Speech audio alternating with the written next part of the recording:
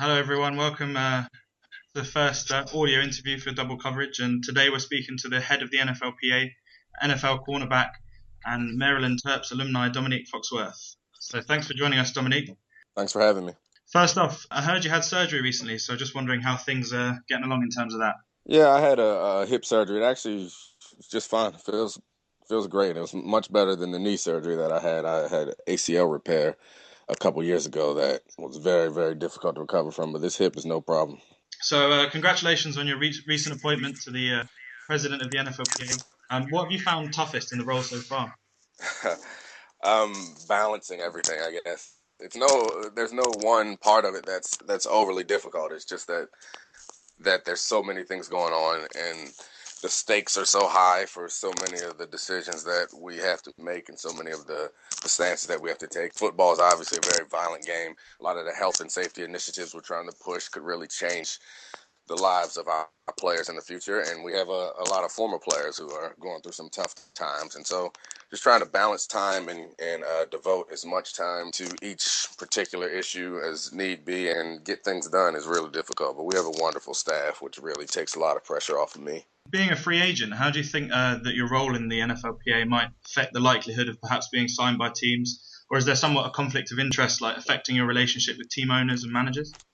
No, I think that I've probably made the decision that I'm gonna move forward and stop playing football.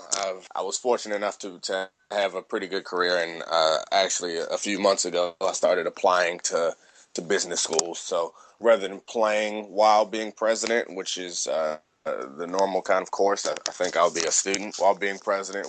There'll be a few different challenges that I wouldn't normally have, but at least I won't wake up Monday morning feeling like hell. I think a lot of our listeners will be able to appreciate studying and playing at the same time. But a lot of our guys play in the UK while studying at university, so we can appreciate that. Absolutely.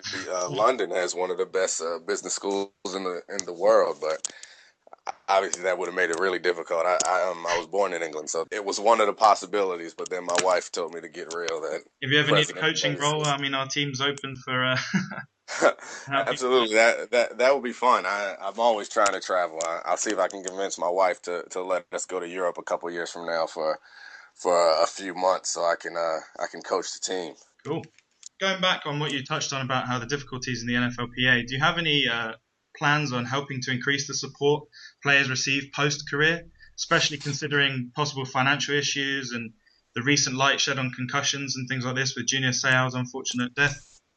Absolutely. I think that that's one of the major kind of initiatives that we're working on, and it's something that we've attempted several times in the past with limited successes to really find a way to help guys transition out of the game because.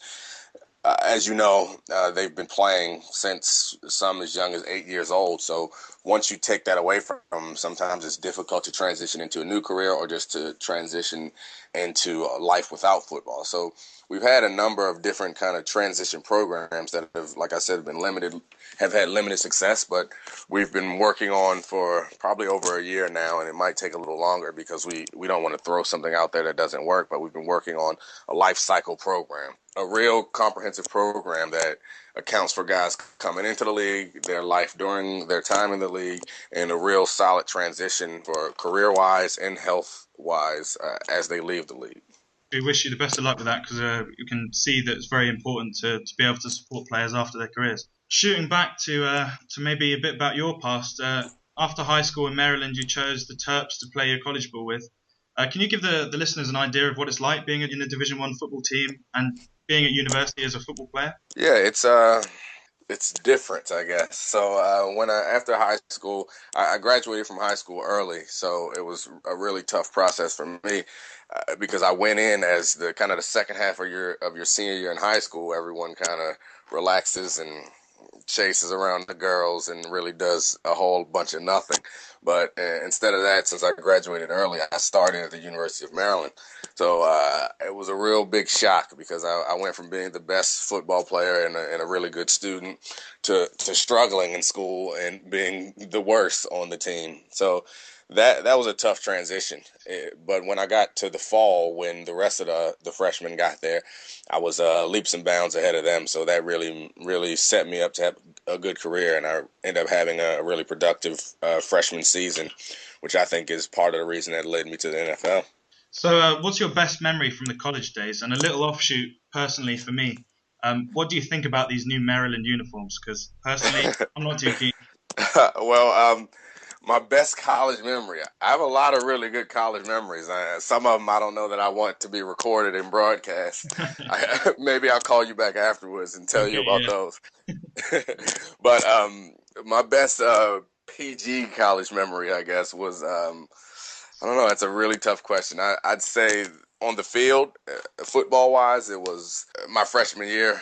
We were tied for the league championship for our conference, the ACC, and we had to win the last game in order to win the championship outright. And that was my freshman year, my first season. And then they decided that that would be the first game that I would start at my position. And I ended up having a good game. I was the player of the game, got the game ball and all that, and we won. And then all the fans kind of stormed the field, and it was a big party. So that was a really great football experience for me at college. I guess post that game are probably when the non-PG memories. Absolutely. Fortunately, though, I don't know why, but I've never I don't know I've never been interested in drinking, so I saved a lot of money in college when all my friends were spending their money buying alcohol. I didn't do that. That doesn't mean that I didn't have a good time though. Oh, of course, of course. So I listened to one of your recent interviews with the Harvard Edcast, and you were talking about compensation for student athletes or the possibility of doing something more for the student athletes in the NCAA. Can you just maybe expand on this point a little bit more? Yeah, I don't know. I guess I go back and forth on whether the athletes should be compensated, but one thing that I don't waver on is that the system is a bit unfair.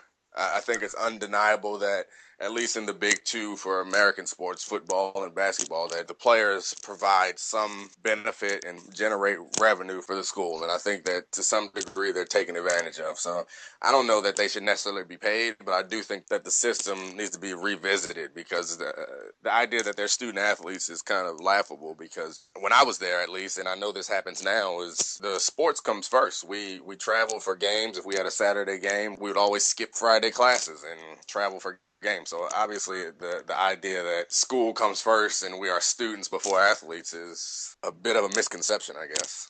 So I mean, a successful career in Maryland, and then you kind of decided to enter yourself for the draft. So what point did you decide? I think the NFL's for me, as opposed to maybe following on the academics. Yeah, I think when I was probably about 8, like a lot of kids, I thought I was going to be a professional athlete. It didn't become a real possibility to me until I got to college and started performing well. Probably around my sophomore, junior year, I knew that I was going to the NFL, but I never kind of put the education on the back burner. I think it's kind of a bit, it might sound a little corny and cliche-ish, but I did always, as much as I could, put education first. And like I said, I graduated high school early and I ended up graduating college early, so I didn't have to make a decision at that point whether I was going to finish my degree or go in the NFL. I'd already graduated, so it worked out well for me, but that's not the position that most players are in, and a lot of players decide to put off that degree, and that's something that we think is very important, and we negotiated in the last CBA a longer off season, which we're trying to use that time to encourage our guys who don't have degrees to go back and get those, because that's one thing that'll help in the career transition as they're leaving the league. That it's hard to find a job. So obviously, considering the fact that you're carrying on with your education, as you said earlier, looking to do a master's and a graduate degree, so obviously you'll be a great role model in the NFLPA to kind of push this forward. I hope so. So you were drafted 97th overall by the Broncos. I'm a Chargers fan, so maybe I shouldn't really be talking to you. But what was draft day like? Do you remember getting the phone call? I do. It was a little bit stressful, just because it's a big decision where you're gonna go, where you're gonna spend the next few years of your life, and if you're gonna make the team and those sorts of things. So you're just sitting there. You could end up anywhere in the country, and you're just waiting for a call. So I obviously it didn't matter wherever I went. I felt like I was gonna do well, and I was looking forward to the opportunity. And it turned out that I really loved Denver and had a great time there.